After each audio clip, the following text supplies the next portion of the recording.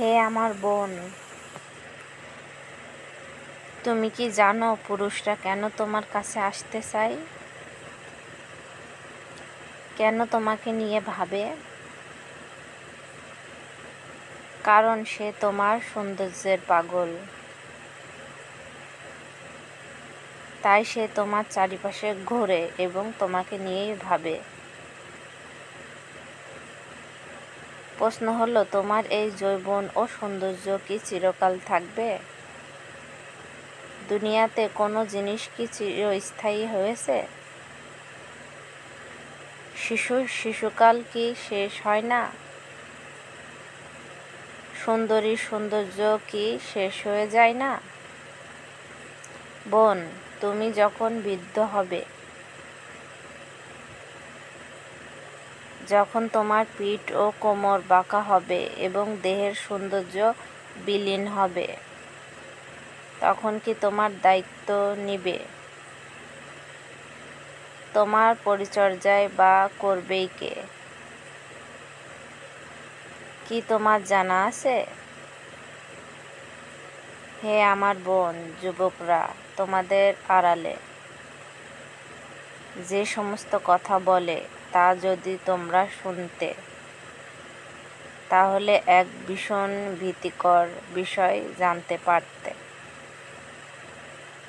কোনো যুবক তোমার সাথে যে কথাই বলুক, যতই হাসুক, যতই নরম কণ্ঠে বলুক, সেটি তার আসল চেহারা নয়, বরং সেটি তার সৎ উদ্দেশ্য বাস্তবায়নের ভূমিকা ও ফাঁদ ব্যতীত অন্য কিছুই নয়।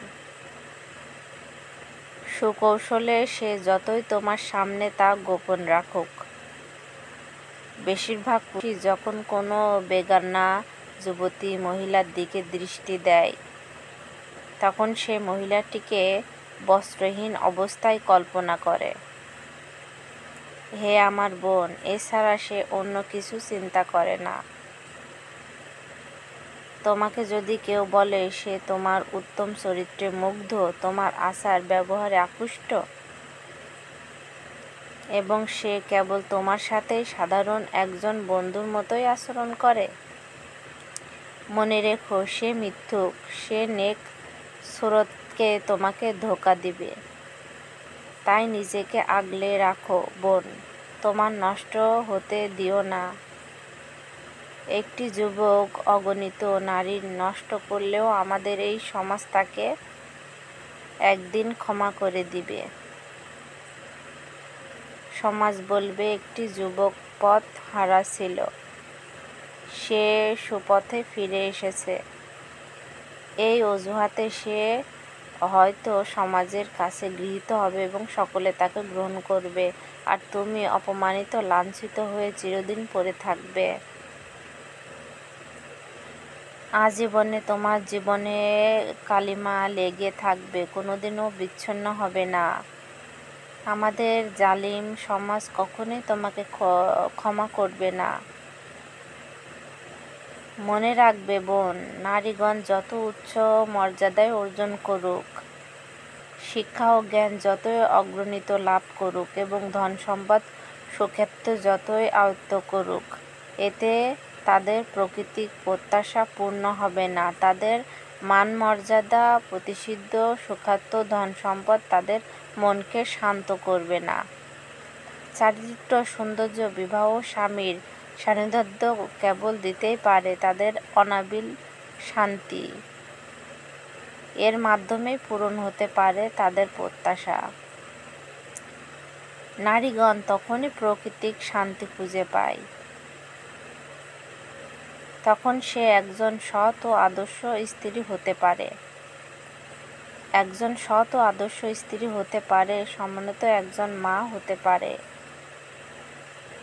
এবং একটি বাড়ি ও পরিবারের পরিচালক হতে পারে। এক্ষেত্রে একজন সাধারণ নারী থেকে শুরু করে রানী, রাজকন্যা, অভিনেত্রী, বিশ্বসুন্দরীর মাঝে কোনো পার্থক্যই নেই। সকলের ক্ষেত্রে একই কথা। বোন, তুমি এই বিষয়টি ভুলে যেও না যে আল্লাহ তোমাকে নারী হিসেবে সৃষ্টি করেছেন আর তোমার সহপাঠীকে বানিয়েছেন পুরুষ।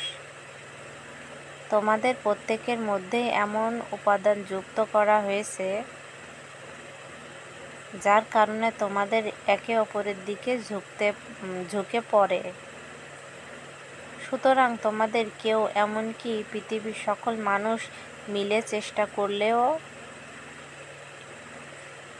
আল্লাহতে কোনো পরিবর্তন আয়তন করতে সক্ষম নয়। যারা নারী পুরুষ সমান অধিকার বলে তোমাদের রাস্তায় নামাচ্ছে,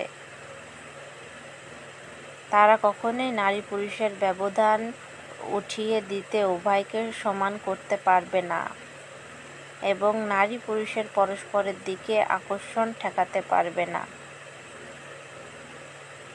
যারা সভ্যতার নামে নারী পুরুষের মধ্যকার ব্যবধান উঠিয়ে দিতে চায় এবং উভয় শ্রেণীর জন্য সমান অধিকার প্রতিষ্ঠার দাবি জানিয়ে কর্মক্ষেত্র মিশ্রিত হয় যাওয়ার আহ্বান জানায়, তারা মিথ্যুক। কারণ এর মাধ্যমে তারা নিজেদের মনের চাহিদা মেটাতে চায় এবং অন্যর স্ত্রী কন্যাকে পাশে বসিয়ে নারীদের সৌন্দর্য উপভোগ করতে চায়, সেই সাথে আরও কিছু করার সুযোগ পেলেও তাও করতে চায়। কিন্তু এই কথাটি কখনো তারা খোলসা করে বলার সাহস পাচ্ছে না। হে আমার বোন, নিজেকে নষ্ট মনে করে ধ্বংসের দিকে ঠেলে দিও না। যদি কোনো ভুল করে থাকো তবে তাওবা করে নাও। নিজের সম্মান নিজেই ধরে রাখো। তোমার সম্মান তোমার হাতেই রেখে দিলাম এবং তোমার ইজ্জত ও নিজেকে অসম্মানিত হতে দিও না। সুতরাং তোমার কাছে অনুরোধ, ফিরে আসো বোন। মর্যাদা রক্ষার দায়িত্ব তোমার উপরেই ছেড়ে দিলাম। তোমার দায়িত্ব পালন করো। তোমার বোনকে উপদেশ দাও। বিপথগামী নারীদেরকে সংশোধন করো এবং সুপথে ফিরিয়ে আনো।